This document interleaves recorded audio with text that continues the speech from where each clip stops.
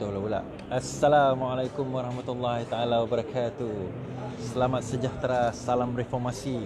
Selamat malam, selamat beristirahat kepada yang menonton saya pada malam ini. Alhamdulillah. Terima kasih kepada yang masih lagi setia bersama. Minta maaf lah kerana bersama dengan saya pada malam ini. Terima kasih kepada Claire Sharon, Hamidun Mat Ibrahim. Aku dah tak tengok live kau dah. Habis yang kau dekat dalam page ni kenapa? Lawak betul. Tak tengok live. Muhammad Fauzi, terima kasih. Terima kasih kepada yang berpesan kepada saya malam ni. Terima kasih kerana bersama sanggup menunggu sehingga pukul 11. Walaupun pukul 11 tapi kita tetap bersama dengan saya, insya-Allah, di dalam saya punya live pada malam ini. Bismillah. Dan ya, ada yang kata ke saya untuk live di 2-3 tempat. Lambat, ngantuk ni, minta maaf. Saya terpaksa bagi laluan dengan Perak untuk live. Sepatutnya live dia pukul 10 tapi dia orang sampai 10.30. Jadi saya pun terpaksa lah nak kena tunggu juga. Salam reformasi, terima kasih. Tak berapa nak badan tak berapa nak sedap 2-3 hari ni. Jadi malam ni kita gagah jugalah, terpaksa jugalah. Alhamdulillah, insya-Allah. Jadi sebab kita makan ubat sikit tadi. Lepas makan ubat tu dapatlah kita bersama-sama menikmati tuadah. Terima kasih Melaka Clear. Salam daripada JB. Alright, terima kasih kepada yang menonton kita. Teruskan share. InsyaAllah, walaupun kita lewat sikit malam ini, malam esok saya akan cuba juga untuk nak pergi live 10.30 malam. InsyaAllah kita terus share live kita malam ini dan kita akan menyentuh beberapa perkara. Terutama apabila melibatkan hari ini ada yang dikatakan sebagai pengkhianat datang berjumpa dengan presiden beliau di rumah. Sedangkan pengkhianat inilah dahulu yang pergi memukul Rafizi sehingga mendatangkan kecederaan kepada beliau sewaktu di Sabah pada masa itu. Adakah presiden tidak tahu tentang perkara ini ataupun sebenarnya apa? Jadi kita akan kupas benda itu perkara malam ini juga. Kemudian berkenaan dengan kartel-kartel di Sarawak ni, bagaimana polis report terhadap saya jadi ke tidak sebagainya kan. InsyaAllah kita akan menyentuh sedikit mengenai bab tersebut. Selepas itu kita akan melihat betul ke ada PRU mengejut yang akan berlaku pada masa yang terdekat ini. Dikatakan kecoh hari ini, heboh bahawa PRU akan berlaku serentak dengan PRN Negeri Sarawak. Jangkaannya bila? Ada tak kemungkinan itu berlaku? Ini berdasarkan kepada blog-blog UMNO yang mengatakan sedemikian. So adakah kemungkinan perkara tersebut berlaku atau tidak, atau bagaimana? Dan dalam situasi yang ada sekarang ini, apa yang penting, adakah kita mampu untuk nak menghadapi situasi, menghadapi pilihan raya kalau sekiranya pilihan raya itu berlaku. Bagaimana pula dengan dinner yang dikatakan akan berlaku, dinner yang nak dibuat oleh saya, adakah benda itu jadi ke tak jadi? Kemudian last kali kita akan bercakap tentang isu yang hangat, iaitu taklah sangat iaitu tentang Sabah yang sekarang ini berlaku pembahagian kerusi. Bagaimana pula dengan kerusi kita, adakah mampu ke kita bersaing atau tidak? Bagaimana pula dengan amanah? Bagaimana pula dengan IP Pakatan Harapan, warisan dan sebagainya? Mampu tak kita melawan? Sebelum itu kita tengok, terima kasih keadilan kita balik ni. Mark saya, lawan tetap lawan. Sekarang ini kita jual merchandise. Okey, kenapa pula nak jual merchandise? Itu je cara. Kalau takkanlah hari-hari saya nak minta duit kan, tak sedap lah kita macam tu. Jadi apa yang kita buat, insya-Allah kita jual merchandise ni, tolong bantu. Dan inilah dana untuk kita nak bergerak, dana untuk kita nak membantu calon-calon kita, dana untuk kita nak menggerakkan bina negara kita, insya-Allah. Jadi kalau kita tengok keadilan dan juga lawan tetap lawan. Yang ini kita ada di dalam page saya punya website saya, binanegara.org. binanegara.org. Dekat situ ada produk-produk ni dan saya punya sale saya buat sehingga 31 hari bulan Ogos. Lepas tu dia akan kembali kepada harga biasa. Okey, kita kembali kepada cerita kita, insya-Allah. Pengkhianat yang datang pada hari ini menghadap presiden parti kita, menghadap presiden parti kita datang dan dengarnya meminta sana, meminta sini, meminta jawatan sana, meminta jawatan sini. Saya dengar lah, ini dengar betul atau tidak. Yang ni pengkhianat ni kena dah datang dengan dia punya kenyataan. Kononnya dia dikatakan betul ke tidak? Ini saya tanya pada beliau sendirilah. Adakah betul bahawa dia meminta penyelaras pula kepada presiden kan? Penyelaras kawasan. Jadi dalam keadaan sekarang ini, adakah itu berlaku? Jadi kalau kita faham perangai-perangai si kartel ni, perangai-perangai kartel dan juga XX kartel 2.0, 3.0, whatever zero ni, perangai dia orang, dia ada satu perangai jenis muka tak malu. kan, mereka sanggup menjilat balik ludah mereka sanggup menjilat balik makian mereka, padahal inilah orang-orang yang dulu memaki presiden, inilah orang-orang yang dulu menjilat Azmin, memaki presiden, inilah dia orang-orang ni, tapi datang balik sanggup. Ini muka, ya Allah, hai, saya nak berjumpa dengan presiden pun agak segan kan. Saya walaupun dah lama dah ada kat sini, tapi nak jumpa presiden tu pun ada sifat segan saya tu. Walaupun orang kata layak lagi saya nak berjumpa dengan presiden, walaupun tak, yalah kalau nak bersebut pasal layak tu, layak lagi lah saya berjumpa dengan presiden berbanding dengan dia orang. Tapi segan saya ni, kita nak jumpa presiden. Mereka dengan muka tak segan silu datang tak apa juga, nak bertanya khabar ke apa. Dengar cerita nak meminta jawatan pula tu. Wah, hebat sekarang ni kartel. Dan kartel ini kita kata, dan mereka-mereka ni lah, inilah yang berjumpa dengan presiden kita ni.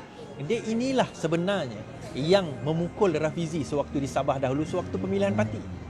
Nama dia Daeng, nama dia. Siapa tak tahu, Daeng ni lah yang memukul Rafizi sewaktu pemilihan parti suatu masa dahulu, tahun 2018 dahulu. Jangan kita tahu, inilah muka-muka dia.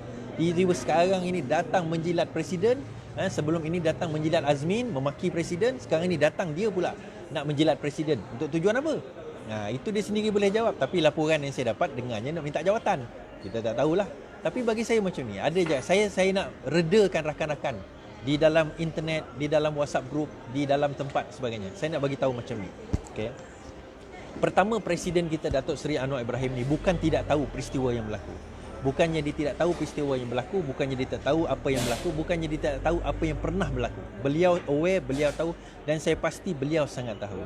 Tetapi dia mempunyai satu jiwa sebagai seorang yang kalau tetamu datang, kita kena layan. Ini merupakan sikap dan sifat seorang manusia yang baik.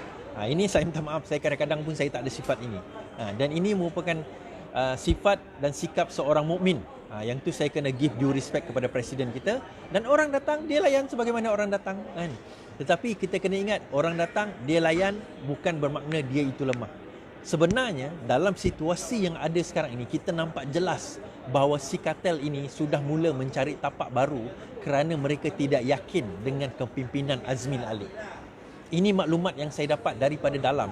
Sekarang ini ada di antara kartel-kartel dan bekas-bekas kartel Sarawak sekarang ini tidak berkeyakinan dengan kepimpinan Azmin Ali yang menjanjikan bulan dan bintang semasa nak keluar parti dahulu. Malam ini saya dedahkan. Azmin Ali dan Zuraidah Kamarudin menjanjikan bulan dan bintang sewaktu nak keluar parti dahulu. Masa nak keluar parti, dia menjanjikan bulan dan bintang. Dia kata kita akan ada parti sendiri, kita akan bernaung, kita akan berpaksi, kita akan menentang orang ini, kita akan berjaya menguasainya, kita akan jadi menteri, saya akan jadi Perdana Menteri, kata Azmin Ali. Dia akan menjadi Perdana Menteri. Pada masa itu dia janjikan orang ini. Satu benda yang Azmin Ali ni ada adalah dia ada satu mulut yang sangat manis. Kalau dia bercerita kepada anda, dia punya angkat tu, anda boleh naik sampai langit ke-7 itu Azmin Ali ni. Kalau dia bercerita pada anda ni memang seorang yang sangat penting lah, sangat penting. Itu kita kena give dia due credit. Dan samalah orang-orang macam Daeng, macam yang kartel-kartel yang masih tinggal di dalam parti ni dijanjikan bulan dan bintang. Janjinya kalau sekiranya mereka bersama dengan parti keluar daripada parti, mereka akan mendapat pelbagai janji-janji manis. Namun begitu akhirnya apabila mereka orang kata kartel-kartel ini sudah keluar dan mendapat jawatan masing-masing, ramai di antara kartel-kartel yang masih di dalam parti ini berada dalam keadaan termanggu-manggu. Mereka tak tahu hala tuju sebenarnya. Malah ada kartel di Sarawak sehingga hari ini dikatakan telah join PSB, parti lain yang sekarang ini baru Bian ada di dalam dia. Kerana apa? Janjinya untuk nak menyertai parti baru Azmi ni tak kesampaian. Parti itu pun tak kelihatan. Yes, parti itu sudah ada, tetapi nampaknya macam tidak mampu parti itu untuk nak bersaing dengan parti yang ada sekarang ini. Tidak nampak usaha untuk nak menonjolkan parti itu, sedangkan pilihan raya dikatakan semakin dekat. Kartel-kartel di Sarawak ini akhirnya mereka tidak ada pilihan. Orang-orang semisal Tien Chua, orang-orang semisal orang kata kartel-kartel lelaki dan wanita yang ada di dalam parti sekarang ini, terutama yang bukan Melayu, mereka tahu mereka tidak boleh pergi ke mana-mana. Mereka tahu mereka tidak boleh pergi keluar daripada Parti Keadilan Rakyat, kerana the only party di Malaysia yang benar-benar multiracial. Okey, kita tolak tepi DAP dengan Amanah lah. DAP lah. Amanah ni orang tengok sebagai parti Melayu juga sebenarnya. Kita tolak tepi dua parti ni lah. Walaupun Amanah tak pernah claim dia parti Melayu. Ialah Parti Keadilan Rakyat. gerakan Dai Cita lah. Jadi kalau kita tengok daripada situ, macam contohnya orang semisal Tian Chua, orang semisal Siva Rasa for example, dan juga orang lain, pimpinan-pimpinan lain yang berbangsa-bangsa lain, mereka nak ke mana selepas ini? Bangsa lain ni. Dan sebab apa? Parti Azmin, Parti Zuraidah, Parti Muhyiddin, Parti Mahathir, parti-parti UMNO, mereka ni adalah parti Melayu Islam. Dia tahu hala tuju perjuangan politik mereka akan berakhir sekiranya mereka keluar. Itu pada pandangan awal. Namun begitu, saya dah utarakan benda ini banyak kali. Sekarang ini, gagasan kartel adalah untuk memastikan mereka berjaya mengambil alih Barisan Nasional. Kerana apa? Untuk mengambil alih Barisan Nasional, mereka kena mengambil alih UMNO terlebih dahulu. Dan daripada situ, barulah jalan mereka untuk nak memenangi Malaysia buat kesekian kalinya itu akan berjaya sekiranya mereka menguasai parti-parti ini. Sebab itu tuan-tuan dan puan-puan, saya nyatakan bahawa penting untuk kita nak menyedari hakikat. Penting untuk kita nak menyedari hakikat bahawa kartel yang tinggal di dalam parti kita ini bukan berada di dalam parti kita ini untuk menyelamatkan parti.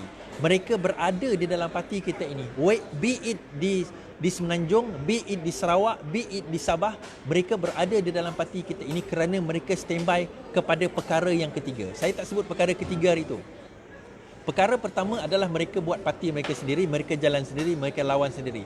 Dalam keadaan itu, susah mereka untuk nak menang sebenarnya disebabkan parti mereka parti baru dan dia kena bertanding dengan semisal Parti Keadilan Rakyat, DAP, UMNO, Barisan Nasional, dia susah. Yang kedua, mereka kena kena memenangi, kena tawan UMNO. Dia kena tawan UMNO. Saya dah cerita ni panjang lebar, tengok video-video saya sebelum ni. Mereka kena tawan UMNO. Macam mana cara mereka menawan UMNO? Iaitu menyumbat pimpinan-pimpinan senior ke dalam penjara. Sekarang ini kalau kita tengok Mahathir Khalid sudah ada kes 20% dia katakan disebut dia minta komisen. Itu dah kira rasuah dah tu. Nanti dah akan ada pertuduhan dia. Kemudian kalau kita tengok Azmin Ali pula. Kalau kita tengok Zahid Hamidi, kalau kita tengok Najib, kalau kita tengok Isa Samad, mereka ini berada dalam keadaan terumbang-ambing, termasuk Ahmad Maslan dituduh dengan pelbagai pertuduhan dan mereka ini akan berada di dalam penjara nanti. The moment mereka berada di dalam penjara, maka mudah untuk Hishamuddin to take over parti UMNO dan juga mudah untuk take over Barisan Nasional di mana kartel ini akan bernaung di bawah Barisan Nasional. Itu plan mereka yang kedua. Nah, kalau dua ini tidak berjaya, mereka ada plan ketiga. Yang ni saya lupa mention hari itu. Plan ketiga adalah untuk mereka mengambil alih Parti Keadilan Rakyat. Mereka kena mengambil alih semula Parti Keadilan Rakyat. Jadi mereka bersedia dengan NGO mereka. Siapakah NGO mereka? NGO mereka tidak lain tidak bukan, iaitu kalau kita tengok di dalam pemuda dia ada pemuda negara, di dalam wanita dia ada wanita muda, di dalam bangsa Cina mereka ada Dayak, di dalam satu lagi NGO baru berbangsa India nanti tidak lama lagi akan keluar. Tengok daripada Parti Keadilan Rakyat tidak lama lagi NGO berbahasa India akan keluar. Dan juga daripada kalau kita tengok wanita dia ada NOW dipanggil yang diasaskan oleh Haniza Talha. Jadi mereka sudah bersedia dengan cabang-cabang ini untuk tujuan apa? Untuk tujuan kalau kita tengok nanti mereka yang masih berada di dalam parti ini untuk memastikan mereka mula mengambil alih parti daripada dalam. Sebab itu penting sebenarnya kita kena bersedia dalam menghadapi mereka. Pilihan raya parti tidak lama lagi. Berkemungkinan besar paling awal tahun hadapan. Paling awal lah. Kalau tahun hadapan tak berlangsung, dia akan tambah lagi 18 bulan daripada tahun hadapan. Mungkinan 2021 atau 2022. 2021, 2022 dia bergantung kepada bila PRU itu akan berlangsung. Namun pemilihan parti ini dilihat, orang kata, tak sengit dah sebab kita dah tak ada kartel di dalam parti. Jangan pernah fikir macam tu. Kerana kita kena ingat, kartel-kartel ini dia tidak nampak tetapi mereka ada. Dia tidak nampak tetapi mereka ada. Dan nampak bibit-bibit itu sudah ada di dalam, malah di dalam negeri-negeri kita. Termasuk negeri saya Sarawak sendiri sudah ada bibit-bibit tersebut. Saya malas nak sebut nama, malas nak glamourkan dia, tetapi sudah ada bibit-bibit. Nampak hari ini jelas apabila ada di antara mereka yang cuba buat polis report kepada saya di atas dinner yang saya sendiri nak organize di bawah NGO saya yang tidak ada kena-mengena. Saya tidak ada kena-mengena. Ini saya nak bagi tahu secara live bahawa apa dinner yang saya nak buat adalah di bawah organisasi NGO dan event management company saya sendiri, syarikat saya sendiri, dan tidak ada kena-mengena dengan MPN Negeri Sarawak. Majlis Pimpinan Negeri Sarawak tidak ada kena-mengena. Jadi kalau tidak ada kena-mengena dengan MPN Sarawak, kenapa saya kena minta kebenaran dengan MPN Sarawak? Kenapa saya kena minta kebenaran dengan MPN Sarawak? Apabila benda itu tidak ada kena-mena dengan MPN Sarawak. Poster yang diedarkan itu pun sebenarnya bukan poster official dinner saya. Itu bukan official dinner saya. Saya pun tak tahu bagaimana poster itu boleh tersebar sedangkan poster saya belum lagi keluar. Pengumuman official dinner saya akan berlangsung pada malam ini. Malam ni baru saya nak officiatekan dinner saya. Poster saya akan keluar dalam esok hari. Dan malam ini baru saya nak announce berkenaan dengan website saya binanegara.org dan dinner yang saya akan buat pada 19 hari bulan 9 2020 di Bangi Avenue. Dan sesiapa yang nak membeli meja bernilai RM2,000, RM5,000, RM20,000 dan RM50,000 bolehlah pergi ke binanegara.org. Orang kata, "Oh, mahalnya meja kau," dia kata. Ini bina negara, tuan-tuan dan puan-puan. Bukannya bina Iswardi, bukan bina kekayaan Iswardi. Tak. Duit itu saya masukkan dalam satu akaun khas khusus dan akaun itu saya audit. Supaya mereka-mereka yang menderma kepada akaun tersebut boleh melihat ke mana duit itu disalurkan. Kepada siapa kita salurkan duit tersebut sebagai bantuan kita dalam mereka menghadapi pilihan raya. Dan pilihan raya tak semestinya pilihan raya. NGO mana yang kita nak bantu, kita akan bantu. Tak semestinya pilihan raya. Kenapa kita nak bantu NGO ini? Sebab kita nak bina negara. Siapa lagi nak bagi duit dekat kita nak bina negara ni, tuan-tuan dan puan-puan? Siapa lagi nak bantu kita dalam bina negara ni? Nak harapkan duit kerajaan? Mampuslah kerajaan untuk nak bagi duit kepada orang parti pembangkang macam kita ni. Of course ni nak bagi pada parti-parti dia. Kitalah yang kena berusaha. Kitalah yang kena berusaha sekarang ni dalam kita nak menangkis, dalam kita nak membina balik negara, mengambil alih negara kita daripada berkhianat. Tuan-tuan dan puan-puan, ini bukan usaha baru. Rafizi pernah buat benda ni dahulu. Bina semula negara pada PRU ke-14 lepas. Dia pernah buat. Dia initiatekan benda ni. Saya hanya menyambung tugasan beliau tetapi dalam model yang lain, dalam bentuk yang lain. So di samping kita jual merchandise, kita juga jual fundraising dinner kita. Untuk tujuan apa? Tujuan kita adalah untuk membantu calon-calon kita. Kat mana kita dapat duit? Kat mana kita nak dapat dana? Kat mana kita nak buat kajian nanti? Duit-duit ini, dana-dana ini kita gunakan untuk kita nak membuat kajian, untuk kita nak memulakan kempen, untuk kita nak memulakan NGO kita. Kat mana nak ada dana? Saya nak pergi travel seluruh Malaysia. Dapat duit daripada mana? Ada orang kata tadi, macam mana saya boleh travel utara, selatan dan sebagainya. Ya, saya ada duit poket saya sendiri. Tetapi dalam masa sama saya ada keluarga saya untuk saya nak fit untuk keluarga saya, untuk saya nak bagi kehidupan saya. Takkan saya nak gunakan kesemua duit itu untuk perjalanan saya. Bagaimana dengan kehidupan saya, saya kena travel seluruh Semenanjung ini. Minggu depan saya kena pergi Kuantan, dalam minggu depan ni saya kena pergi Melaka, kemudian saya nak kena ke Johor pula. Ada banyak tempat yang saya kena pergi. Ada kena tempat yang saya kena jelajah. Sepatutnya saya pergi Perak malam ni tapi tak jadi nak pergi Perak malam ni. So benda-benda macam tu sebenarnya perjalanan-perjalanan ini memerlukan pengorbanan. Kadang-kadang apa yang saya minta daripada tuan-tuan dan perempuan tak banyak. Saya live tiap-tiap malam. Saya live tiap-tiap malam ni untuk tujuan apa? Untuk tujuan supaya kita dapat kesedaran tentang politik. Apa tujuan saya buat live tiap malam ni? Saya membina momentum supaya rakyat terus mendapat informasi terkini mengenai apa yang tidak dilaporkan di dalam berita, apa yang berlaku yang tidak diketahui. Tujuannya adalah apa? Untuk memastikan negara yang kita nak bina adalah negara yang lebih baik. InsyaAllah tuan-tuan dan puan, saya takkan buat benda ni selama-lamanya. Tapi sekurang-kurangnya masa yang saya ada ni, tenaga yang saya ada pada masa ni, kesihatan yang saya ada pada masa ini yang saya akan gunakan sebaik mungkin untuk kita nak menghadapi situasi negara yang ada. Kita nak berlawan dengan UMNO, dengan PAS, dengan Bersatu yang mempunyai dana bilion, tuan-tuan dan puan. Bilion. Kita apa yang kita ada? Kita ada semangat, kita ada keyakinan, kita ada kemampuan, kita ada orang-orang seperti tuan-tuan dan perempuan yang sanggup hendak membantu kita dalam menghadapi situasi dan suasana yang ada sebagaimana yang kita ada pada hari ini, insyaAllah. Seperti mana yang saya kata, merchandise kita ada, kita punya donation pun ada di dalam page tersebut, di dalam website tersebut, binanegara.org, pergi ke sana. Okey, habis saya bercakap tentang binanegara.org, kita bercakap pula tentang ada tak kemungkinan PRU ini akan berlangsung dalam masa yang terdekat ini. Tadi kita ada tersebar berita mengatakan bahawa PRU akan diadakan dalam masa yang terdekat. Dia kata kalau PRU ni berkemungkinan PRU Muhyiddin akan buat PRU ini dalam masa serentak dengan pilihan raya negeri Sarawak. Okey. Satu perkara kita kena jelas. Kita kena timbang benda ini dari perspektif orang yang nak melakukan sesuatu tugasan. Apabila Muhyiddin dia nak membuat satu keputusan, dia kena memikirkan beberapa perkara. Perkara pertama yang dia kena fikirkan adalah, adakah dia dipanggil cost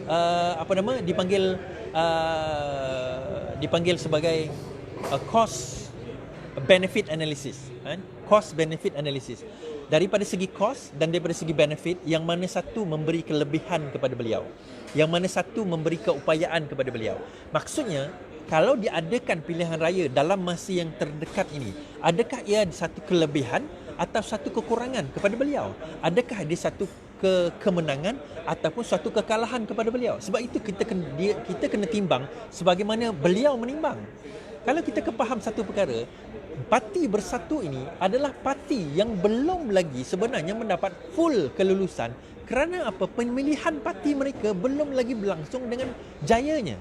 Mereka belum berjaya mengadakan pemilihan parti majlis tertinggi mereka. Di peringkat cabang, peringkat cawangan mereka dah mula buang. Mereka dah mula buat. Tetapi di peringkat tertinggi, di peringkat pusat, mereka belum lagi berjaya melakukan apa yang dibagi sebagai pilihan presiden dan sebagainya, belum lengkap. Dan sekiranya benda ini tidak dilakukan dalam kadar segera, maka kemungkinan lesen Bersatu itu, Parti Bersatu itu boleh ditarik balik sekiranya benda ini tidak dijayakan. Sebab itu saya kata 3 tahun dia kena buat pemilihan, dia boleh extend tambah 18 bulan. Okey, tak cukup, tak habis lagi 18 bulan ni. Tetapi kalau sekiranya mereka buat dalam keadaan ini, dalam keadaan sekarang ini, ditakdirkan mereka kalah,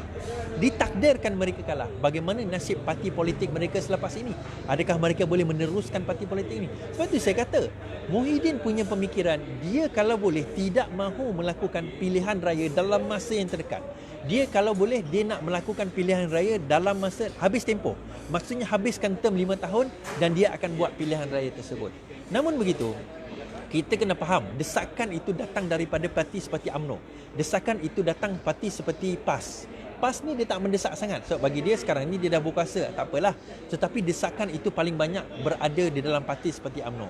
Saya sebut tadi bahawa ada kemungkinan Bersatu dalam usaha untuk ambil alih UMNO. Kenapa perlu dia nak memberi ruang kepada UMNO menang dalam pilihan raya yang akan datang ini? Kita kena faham, UMNO dan PAS akan melawan Bersatu dalam satu pakatan yang dinamakan sebagai Muafakat Nasional. Dan Muafakat Nasional ini akan menentang Bersatu di hampir semua kawasan di Malaysia ini. Mereka akan melawan Bersatu di seluruh kawasan di semenanjung Malaysia. Kalau mereka diberi peluang untuk melawan UMNO dan dibuat snap election dalam masa yang terdekat, ada tak kemungkinan bahawa mereka mempunyai kekuatan untuk menentang UMNO, untuk menentang PAS di kawasan-kawasan yang sepatutnya mereka bertanding? Jawapannya tidak ada. Bersatu tahu dia tidak ada kekuatan tersebut. Bersatu tahu dia tidak mempunyai kemampuan tersebut. Bersatu tahu mereka tidak mempunyai dana untuk menghadapi PRU, menentang UMNO, menentang PAS, apatah lagi nak menentang Pakatan Harapan. Jadi dalam keadaan tersebut, Bersatu perlu buat apa? Bersatu dalam keadaan ini perlu dalam situasi yang ada menimbang untuk extendkan negara ini selama mungkin. Pilihan untuk extendkan pemerintahan Muhyiddin Yassin ini selama mungkin bagi memastikan kerajaan ini terus berkuasa sehingga ke akhir penggal. Namun begitu, ini disclaimer saya nak bagi, kan? Minum dulu. Sakit tekak ni. Namun begitu, ini disclaimer saya nak bagi. Ada kemungkinan pilihan raya itu dilakukan dalam masa yang terdekat. Kenapa? Ada beberapa perkara. Sekarang ini ada 2-3 orang ahli parlimen sekarang ini sedang menunggu kira-kira untuk melompat. Dan sekiranya mereka melompat dalam keadaan sekarang ini, adalah lebih baik seperti mana yang berlaku di Sabah, Muhyiddin Yassin mengumumkan pilihan raya umum, snap election, berbanding dengan dia redha kepada pertukaran kerajaan. Itu kesilapan Mahathir dahulu apabila beliau mengumumkan meletak jawatan. Itu kesilapan. Sepatutnya dibuat macam mana Syafiq Abdal buat, iaitu apabila mengumumkan pilihan raya umum, bubar parlimen. Tetapi dia tak pergi bubar parlimen, sebaliknya dia meletak jawatan. Dan bila meletak jawatan, kena bagi kepada orang yang layak. Siapa orang layak? Agong yang kena buat pilihan. So dalam situasi ni, saya percaya, dan benda ini dah ada internal punya discussion dan juga information. Terdapat beberapa orang yang sekarang ini sudah bersiap sedia untuk melompat. Kenapa mereka tidak melompat? Jawapan paling kuat kenapa mereka tidak melompat. Sebab apa? Sekiranya mereka melompat, Muhyiddin Yassin akan mengumumkan berlakunya pilihan raya umum dalam masa yang terdekat. Sebab itu kalau kita tengok sekarang ini jentera-jentera SPR sudah mula membuat latihan dan sudah mula membuat pergi ke sana sini, bersedia untuk menghadapi kemungkinan pilihan raya umum. Namun begitu tuan-tuan puan, kalaupun mereka pergi kepada latihan pilihan raya umum, belum tentu akan berlaku pilihan raya umum. Ini semua dalam menghadapi kemungkinan kerana apa? Kita berada dalam situasi COVID. Dan sekiranya pilihan raya umum itu berlaku dalam masa yang terdekat, maka mereka sudah bersedia menghadapi situasi dan keadaan tersebut. Ini merupakan perkiraan yang Muhyiddin kena fikir. Kerajaan kena fikir. Bersatu kena fikir. Sebab mereka merupakan salah satu-satunya parti dalam sejarah Malaysia yang tidak kuat, yang mempunyai hanya lebih kurang 20 ahli parlimen, tetapi mereka menjadi pemerintah dan kerajaan dan memegang jawatan menteri dan timbalan menteri paling banyak di dalam sejarah di dalam negara sekarang ini. Jadi mereka kena buat kiraan-kiraan tersebut. Mereka kena rancang kiraan-kiraan tersebut. Tetapi kalau ditakdirkan berlaku pilihan raya, kemungkinan bila berlaku pilihan raya ni? Paling awal saya boleh jangkakan adalah pada bulan 3 pada tahun hadapan. Itu paling awal. Kenapa saya kata bulan 3 pada tahun hadapan? Bajet akan dibentangkan pada bulan November ini. Bulan November ini akan sebenarnya Oktober atau November. Bulan November ni bajet negara akan mula dibentangkan. Dan bajet itu akan menjadi penentu. Yang pertama, sama ada Muhyiddin Yassin mempunyai majoriti atau tidak. Kita kena tahu satu ahli parlimen diorang sekarang ini sedang berada di dalam keadaan stroke. Dia berada di dalam stroke, dalam sakit. Jadi dia tidak boleh datang ke parlimen. Namun begitu, itu menjadi tanda arah sama ada dia masih mempunyai sokongan atau tidak. Itu yang pertama. Kemudian katakanlah dia mendapat kelulusan, maka benda itu akan dibawa ke bulan, kenapa bulan Mac saya kata? Sebab apa? Bajet biasanya kerajaan akan rilis pada bulan Februari. So bila bajet rilis pada bulan Februari, mudah mereka untuk nak setkan dia punya projek-projek ini untuk dapatkan bajet-bajet sebagaimana yang sepatutnya mereka dapat pada yang tahun lepas ni. Payment sepatutnya dah settle lah. Itu pada anggapan saya. Itu pada telahan saya dan itu pada kiraan-kiraan saya secara orang kata apa, secara generalnya lah. Namun begitu saya nampak dalam kiraan ini tidaklah berapa selesa sebenarnya untuk Muhyiddin nak buat pilihan raya snap election dalam masa yang terlalu dekat ini. Kenapa? Saya kata tadi bajet keluar bulan 2, bulan 3 dia nak buat snap election. Bagaimana dia nak cukup untuk dapatkan bajet-bajet tersebut untuk kroni-kroni dia bagi menghadapi pilihan raya, nak lawan UMNO, nak lawan PAS, nak lawan dengan Pakatan Harapan, sedangkan bajet yang sepatutnya dikeluarkan tak berjaya nak dikeluarkan. Dalam keadaan itu tuan-tuan dan puan-puan, maka sebab itu dia kena menunggu sehingga at least habis term 3 tahun. So kalau kita tengok 3 tahun, Mei 2018, Mei 2019, Mei 2020, 3 tahun. Habis term 3 tahun itu, maka dia kena carry bulan 5 maksudnya dia kena carry selepas itu. Selepas itu lebih kurang dalam hujung tahun hadapan. Jadi saya kira, ini kira juga kita kena faham benda ni semuanya kira-kira. Siapa yang tulis dalam Facebook ke, tulis dalam page, itu semua mesti kira-kira. Yang tahu, even sebenarnya Muhyiddin sendiri pun tak tahu bila dia nak buat snap election, bila dia nak buat election, dia kena buat kira-kira dia juga. So saya nampak kalau dia nak habiskan 3 term sebagai ahli parlimen, nak ambil pencen lah 3 tahun, maka term yang paling habis adalah tahun hadapan, Mei 2021 tahun hadapan. So dia kena carry sehingga ke hujung tahun, dan pada waktu itu kalau dia bijak, bulan 2 punya bajet tu dia sudah bagi siap-siap kepada kroni, sudah bersedia untuk menghadapi pilihan raya yang akan datang. Kenapa saya kata ujung 2021 tu lagi logical? Kerana pada masa itu kita sepatutnya ekonomi sudah hampir pulih, dan dalam pada masa itu COVID pada masa itu hopefully dah jumpa penawar. Sekarang ini COVID dikatakan akan mengambil masa 1-2 tahun untuk nak jumpa penawar dia sebab human trial, dan bila dia dapat penawar itu lebih mudah, bukanlah penawar tapi dia punya vaksin lebih mudah untuk nak menghadapi pilihan raya dalam situasi tersebut. Sebab itu saya kata dia akan carry sehingga hujung tahun hadapan. Hujung tahun hadapan adalah lebih logikal untuk Muhyiddin nak mengadakan pilihan raya. Masa itu dia dah settlekan hal Mahathir, dia dah settlekan hal dia punya parti, dia dah mendaftarkan dengan sah, dia dah dapat dana, dia sudah mula melakukan kerja-kerja yang sepatutnya dilakukan. Tahun ini dia tak sempat dapat dana tuan-tuan dan puan-puan. Sebab apa? Bajet tahun hari itu bulan 2 keluar, kemudian tukar kerajaan, tak sempat untuk dia nak dapatkan bajet-bajet tu. Maka bajet ini adalah penting, crucial untuk dia nak memastikan bahawa dapat dia punya saluran-saluran ini bagi menghadapi PRU yang akan datang. Kenapa benda ini penting? Dana ini penting.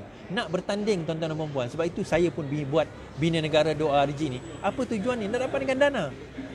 Kita nak buat pilihan raya, nak buat politik ni tuan-tuan. Ingat ada orang bagi duit ke? Tak ada orang bagi duit. Jadi nak bagi duit kepada, maksudnya tak bagi gaji lah. Nak membina negara kita ni, kita kena dapatkan. Saya buat crowdfunding. Ini dipanggil crowdfunding. Dan saya bukannya tak biasa buat crowdfunding. Saya biasa buat crowdfunding. Saya pun dulu antara orang yang buat crowdfunding untuk projek-projek bisnes-bisnes saya. Itu biasa. Ini benda yang saya buat ni adalah normal. Saya buat website saya sebagainya. Jadi dia perlukan duit, perlukan dana. Contohnya setiap DUN yang nak bertanding, sekurang-kurangnya dia memerlukan dalam lingkungan 500,000 satu DUN. Satu parlimen sekurang-kurangnya dia memerlukan 1 juta ringgit.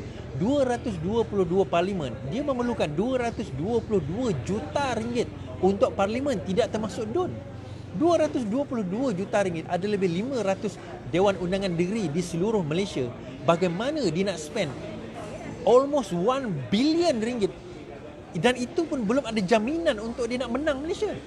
Sebab pilihan raya yang akan datang ini, dia nak memastikan bahawa mereka menang Malaysia ini. Itu merupakan perkara yang sangat mereka perlukan dalam situasi, dalam keadaan yang ada di dalam negara kita sekarang ini sudah. Sebab itu tuan-tuan dan puan, kita kena faham dan kita kena tahu situasi. Apabila kita berjaya dan tahu situasi ini, baru kita boleh bersedia. Sekarang hari ini orang daripada Terengganu dah mula call saya tanya bagaimana saya dapat turun Terengganu ke tidak, sebab mereka kena bersedia untuk menghadapi pilihan raya snap election yang akan datang, insya-Allah. Mereka daripada Negeri Sembilan pun sudah mula call. Mereka daripada even Selangor dan juga Kuala Lumpur pun sendiri sudah mula call, bertanyakan kalau boleh saya datang. Dan insya-Allah saya akan buat satu gathering untuk kawan-kawan Bina Negara pada minggu hadapan. Yang tu saya dah maklumkan di dalam grup masing-masing. Namun begitu, sebab itu tuan-tuan dan puan, saya pledge, saya merayu kepada tuan-tuan dan puan, sekarang ini kita dalam usaha untuk membina negara, dan dalam usaha kita ini kita perlukan tuan-tuan dan puan, tak banyak sedikit, tak sedikit banyak tenaga. Bukan duit saja. Duit itu satu hal, boleh donation dalam saya punya website. Tetapi tenaga. Kita perlukan ramai pacar-pacar. Pacar ni apa? Polling agent, counting agent. Kita perlukan tenaga anda. Kita perlukan masa anda. Kita perlukan juga ramai orang membantu daripada segi kita punya phone bank. Kita akan call setiap pengundi-pengundi. Kita perlukan juga orang untuk campaign on the ground. Kita perlu juga orang untuk jadi kita punya pacar, saya ada sebut tadi, jentera-jentera kita. Di setiap negeri kita perlukan jasa baik tuan-tuan dan puan-puan. Dan anda tak perlu pun join Parti Keadilan Rakyat. Tak perlu. Tapi saya perlu mereka yang betul-betul nak berjuang demi nak memastikan negara ini kita rampas balik daripada pengkhianat-pengkhianat yang menghancurkan negara kita. Kita tengok dalam keadaan sekarang ni tuan-tuan dan puan, saya sedih. Ramai orang-orang kita tak ada kerja. Dan ramai pemuda-pemuda yang telah dibuang kerja. Sedangkan pihak menteri dapat 2 gaji, dapat GLC lagi, dapat menteri. Makan pula lobster yang disponsor oleh GLC di dalam parlimen. Apa perangai macam ni? Rakyat hidup susah dekat bawah, tetapi mereka boleh bersenang lenang dalam keadaan yang ada sekarang ni. Apa artinya macam ni tuan-tuan dan puan? Sebab itu saya nak, kalau boleh, kita, semua kita, saya bagi masa saya bagi otak pemikiran saya bagi tenaga, saya bagi kesihatan saya. Untuk apa saya buat live setiap malam dengan perempuan? Saya tak kira orang tengok ke orang tak tengok. Buat apa saya memekak setiap malam dengan perempuan? Kerana saya nak memastikan bahawa pengkhianat-pengkhianat ini menghadapi kesukaran dalam mereka nak menang balik Malaysia ni. Kita nak buat negara Malaysia yang baru, jauh daripada pengkhianat, jauh daripada kartel. Kita buang semua kartel-kartel ni, dan kita nak pastikan bahawa negara kita diperintah dengan cara, kaedah dan juga wawasan serta visi yang betul. Itu yang sebenarnya kita punya aspirasi. Bukan untuk saya, bukan untuk Iswardi, bukan untuk tuan-tuan, tapi untuk anak, cucu, cicit kita, bangsa kita. Di mana suatu hari nanti saya nampak tuan-tuan dan puan, kita nak mampu membawa negara kita kepada negara yang lebih baik, kepada negara yang lebih baik, yang orang tak nampak bila kita nampak Malaysia, oh negara korup ni, negara yang rasuah ni. Kita tak nak orang nampak kita macam tu. Negara ini sebenarnya resources kita banyak. Kita negara ini minyak ada, bala ada, emas ada, banyak resources kita ada. Tetapi orang-orang yang tamak inilah, yang merosakkan kita punya negara kita sehingga menjadi sedemikian. Okey, itu saya kata tadi. InsyaAllah saya Mamak pun dah kata kena balik. Malam esok kita akan bersama lagi insyaAllah. Seperti saya kata, siapa yang nak mark ini boleh pergi ke binanegara.org. Saya punya table pun ada dijual di sana. Merchandise lain ada dijual di sana. Dan insyaAllah tuan-tuan dan puan, itu je cara. Donation pun boleh buat dekat sana, terus direct ke sana. Ada yang tanya kepada saya, macam mana nak buat donation kepada Iswardi? Pergi ke sana, binanegara.org, contribute di sana. Mamak pun dah panggil saya kena balik. InsyaAllah tuan-tuan dan puan, kita tak ramai tapi kita ada. Kalau bukan kita, siapa lagi? Kalau bukan sekarang, bila lagi? Kalau bukan sekarang, bila lagi? Kalau bukan kita, siapa lagi? InsyaAllah. Itu saja daripada saya. Mamak ni dia main lampu lah pula. Sekian daripada saya. Assalamualaikum warahmatullahi wabarakatuh. Kita jumpa lagi. Lawan. Tetap lawan. Assalamualaikum warahmatullahi wabarakatuh.